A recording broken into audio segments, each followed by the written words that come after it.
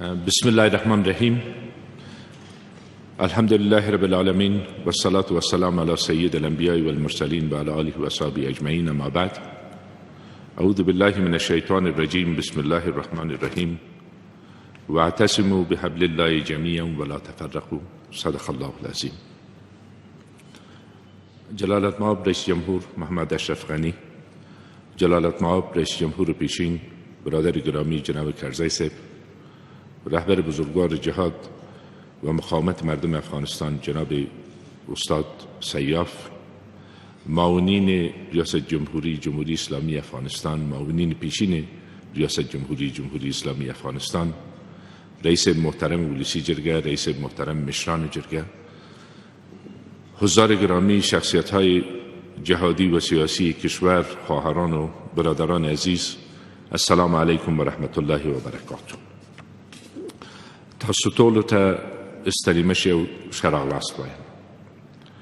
دا چې د ملي مصالحې عالي شورا د رهبري کمیټې د افتتاحیه جلسې په ناسته کې مو زموږ دعوت ومنه، مننه کوم. افغانستان له هر وخت زیات سیاسي اتحاد او اجماع ته ضرورت لري.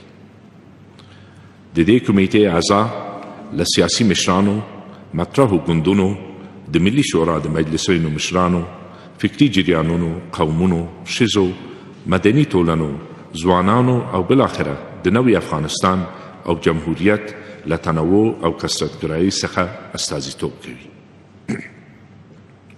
تاسو په بېلابېلو دورو او سختو ورځو کې د خپلو خلکو ترڅنګ د هېواد له ازادۍ، ملي حاکمیت، دیني فرهنګي ارزښتونو دفاع کړې ده.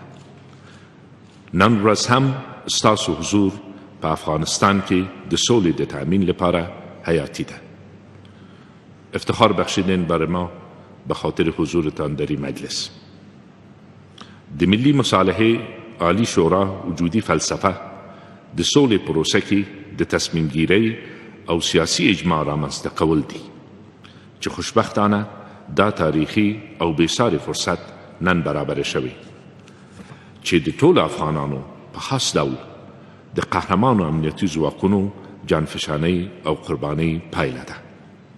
د افغانستان ټولو شهیدانو ارواح ته دعا کوم. د رهبري کمیټې د کار پیلول د ملي اجماع د تقویت لپاره مؤثر ګام دی او د سیاسي توافقنامې پر اساس مذاکره کوونکي هیئت ستاسو هدایات ته جدا ضرورت لري. د دې شورا لاره د ملي منافعو او د افغانانو د مصلحت پر اساس ترسیم شوې ده. د افغانستان د خلکو منافع په مذاکراتو او د سولې په هڅو کې زموږ سره کرښه جوړوي. له دې وروسته به د ملي مصالحې عالي شورا رهبري کمیټه په منظم او هدفمند ډول خپلې ناستې ترسره کوي. باعزته، تلپاتې او سراسري سوله د وروستیو کلونو د لاسته راوړنو او ارزښتونو ساتل د افغانانو جمعي غوښتنه ده. د سولې لپاره زموږ اراده او تعهد جدي او قطعي ده. د ملي منافعو او تاوتریخوالو ختمول قربانۍ ته ضرورت لري. حاضر مشران شاید په ځینو برخو کې متفاوت نظر او دیدګاه ولري، اما سوله چې موږ یې غواړو باید د ټولو د یووالي عامل وي. حضار گرامی، در حالی که تشریف آوری همه شما را یک بار دیگه به دیده قدر می نگارم و خوشحال هستم که فرصت برابر شد. سلام های مارشال صاحب دوستم خدمتتان تقدیم می کنم که اونا در ولایت بودن و رسیدن نتانستند در جلسه امروز.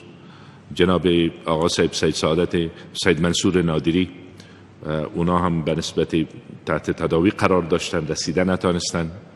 رئیس هیئت مذاکره ما جناب استانکزی صاحب، اونا در دوحه هستند و در روزهای گذشته با سایر رهبران جهادی افغانستان از جمله جناب حکمتیار صاحب، جناب صلاح الدین خان ربانی هم دیدار داشتیم.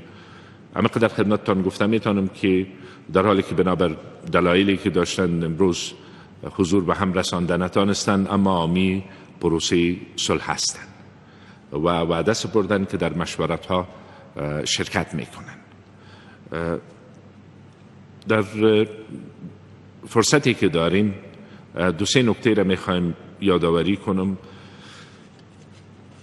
رفتن به طرف صلح در یک فرصت بسیار تاریخی، در یک مرحله بسیار حساس تاریخی کشور ما، از همه بیشتر، مثل که بیشترم یادآوری کردم، به اجماع و وحدت ضرورت داره و با ذهنیت همه شمول، با عملکرد همه شمول ما میتونیم که وحدت در جمهوری اسلامی افغانستان تأمین کنیم و مردم افغانستان اراده خود و نیت خود در مورد صلح ثابت کردن. بلوی جرگاه پیشتر جناب رئیس جمهورم اشاره داشتن و تمثیل اراده مردم افغانستان نمایندگی خوب صورت گرفت. یک صدا همه خواستار صلح با عزت و پایدار بودند، با حفظ نهادهای کشور، با حفظ دستاوردهای کشور، اما با قبول اصل که رفتن به طرف صلح قربانی از همه میخواه. کوشش ما میخواد بود که در مجمع عمومی و در جمع در شورای عالی مصالحه ملی تا حد ممکن ما تمثیل اجماع مردم افغانستان داشته باشیم. از اقشار مختلف مردم افغانستان از همه نمایندگی خوب صورت گرفته بدانه.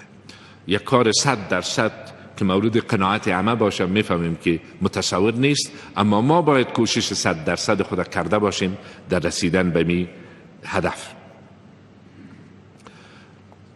جلسات شورای عالی مصالحه ملی از کمیته رهبری و جلسات عمومی دایر خواهد شد.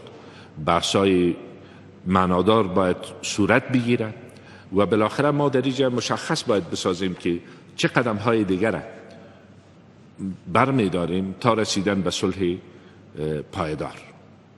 قدم‌هایی که برداشته شود در ایجاد اعتماد. امروز همه مردم افغانستان تقاضای برقراری آتش بس سراسری دارند یا از بین رفتن دشمنی، اما با قربانی که جنگ و ادامه جنگ از مردم افغانستان میگیره، در این شکی نیست که مردم افغانستان تشویش‌های خود هم دارند و تشویش‌های جدی است. ما باید به توافق برسیم که نقشه راه ما برای رسیدن به صلح چیست و در رسیدن به هدف نهایی کدام قدم ها برداشته میشه، تا چه حد ما حاضر به قربانی هستیم، حاضر به ایستیم که با روحی همدیگر پذیری به ندای بر حق مردم افغانستان که رسیدن به صلح هست جواب قناعت بخش بدیم. چطور میشه که هم دستاوردهای مردم افغانستان حفظ شود و هم نهادهای ملی ما صدمه نبینه و ارزش‌های مردم افغانستان تقویت شود، در عین حال در صلح با همه مردم افغانستان و با منطقه به سر ببریم. این سوالات است که در پیشروی مردم افغانستان و در پیشروی شورای عالی مصالحه ملی که مسئولیت بسیار بزرگ به عهده داره در پیشرویش قرار داره. مسائلی که باز در مطرح خواهد شد که بالاخره ایجاب فیصله بزرگتر مردم افغانستان خواهد کرد. اگر در جایی رسیدیم که بالاخره مردم افغانستان باید تصمیم بگیره، در اون وقت با چه شکل و شیوه ما با قدم ها را برمی‌داریم. اما به صورت کل من در این شک ندارم که اکثریت مطلق مردم افغانستان خواستار رسیدن به صلح با عزت و پایدار هستند.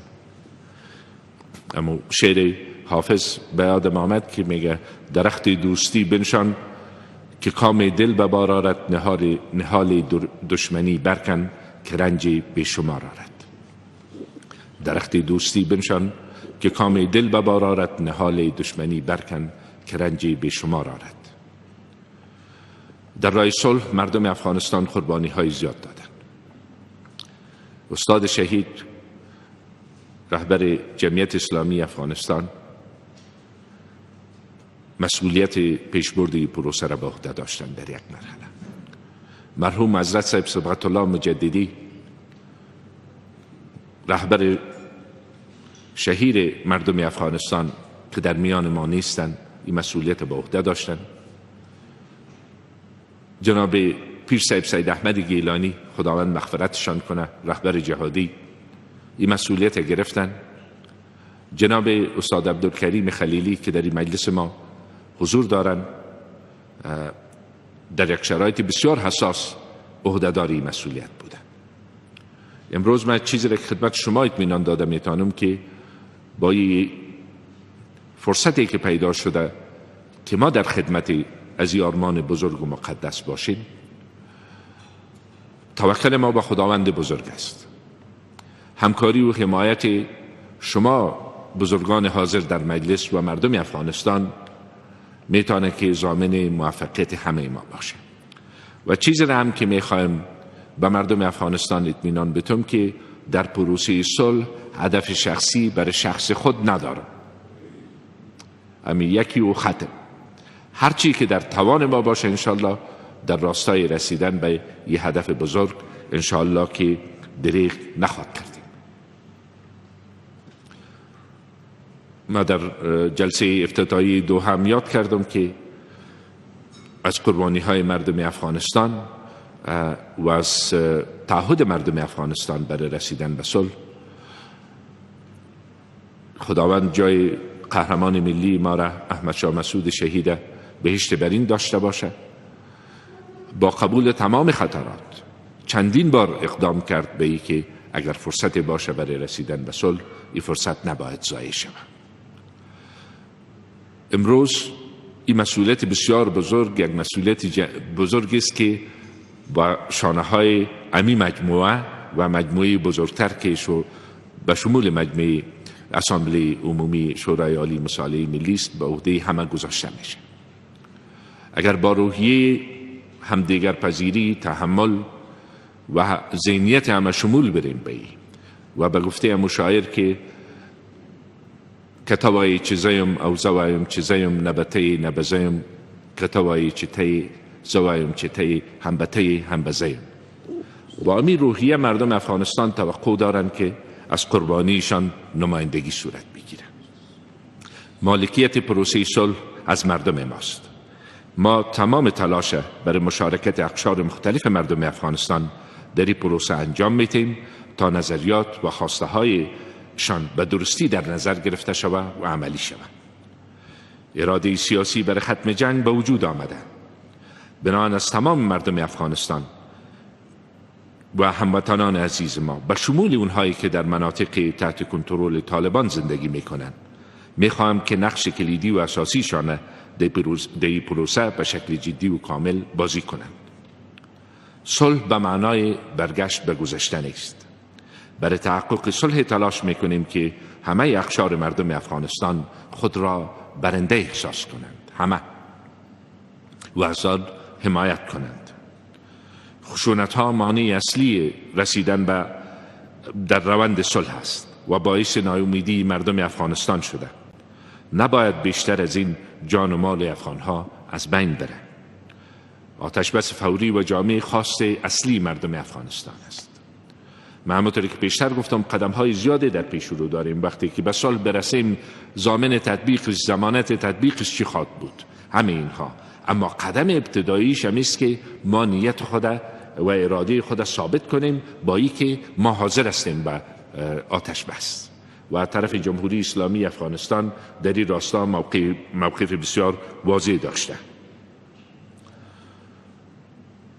رفتن به مرحله دوم مذاکرات که امروز هیئت ما و شما در دوحه این مذاکرات پیش میبرند یک قدم مهم بود، اگرچه وقت بیشتر گرفت از اون وقتی که مردم افغانستان توقع داشتند، اما باز هم قدم خوب و قدم مهم است.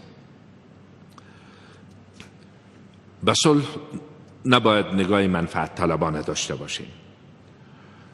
در ادامه جنگ بقای هیچ کس تضمین نمیشه، فقط نابودی افغانستان نه در قبال داره. به عنوان یک ضرورت برای ختم جنگ کوشش اصلی همه ما متمرکز به تحقق همین هدف خواهد بود، در حالی که حکومت وظایف خود انجام میده. من وعده میتونم که بدون کمترین مداخله در امور روزمره حکومتی در خود فقط وقف کنیم در راستای تحقق یک هدف بزرگ مردم افغانستان.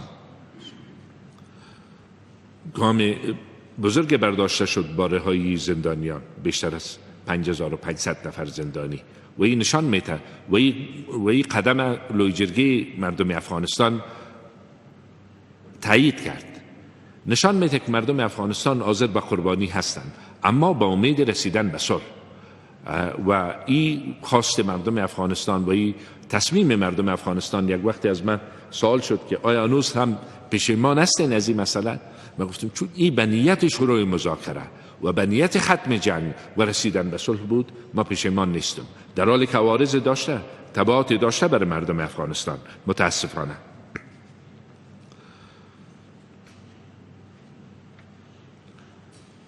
از همکاری جامعه بین المللی تشکر میکنیم.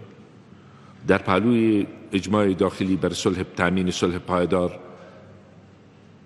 همکاری کشورهای منطقه و جامعه بین المللی یک ضرورت بوده و هست.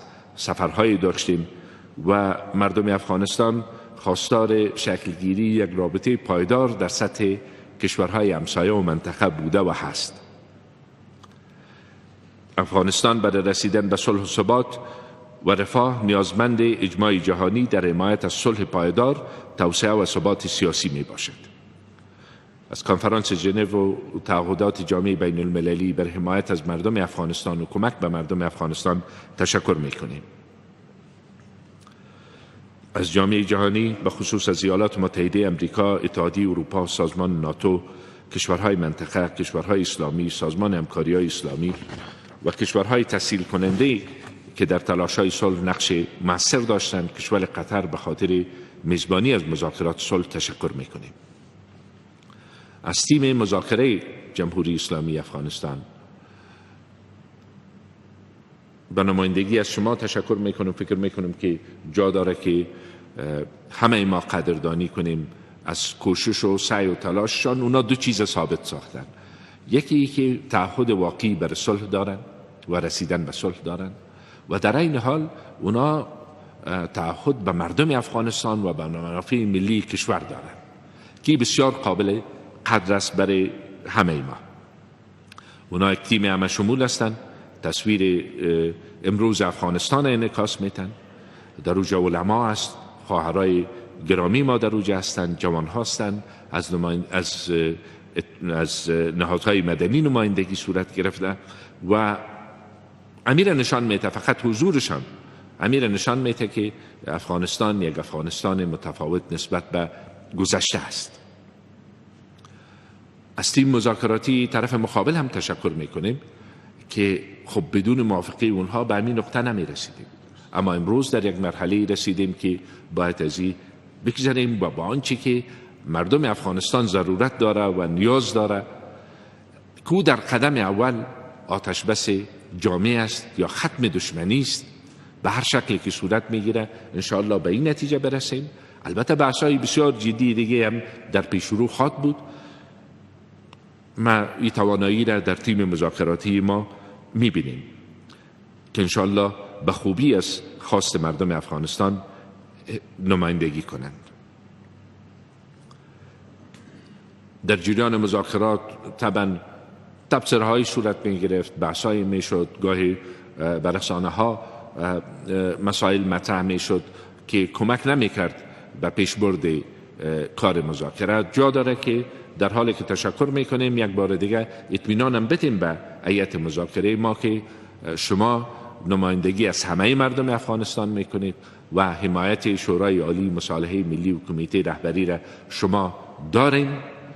با همین روشی که تا به حال شما پیش رفتین، هر دو توقعی را که مردم افغانستان از شما داشتن برآورده ساختین، موفقیت برشان خواستار هستیم و انشاءالله که از فرصتی که پیش آمده مردم افغانستان به نوع احسن برای رسیدن افغانستان به صلح پایدار و با عزت استفاده به عمل بیارن. در حالی که یک بار دیگه تشکر میکنم از همه شما به خاطر حضور به هم رساندن. ادامه کار ما مربوط به همکاری همه در این راست است. کار انفرادی نخواهد بود اما همکاری همه را به توقع داریم که انشاءالله با امی روحیه خداوند ما را به تحقق آرمان مردم افغانستان نزدیک بسازه. و السلام علیکم و رحمت الله و برکاته. ژوندی دوی افغانستان، یشسن افغانستان.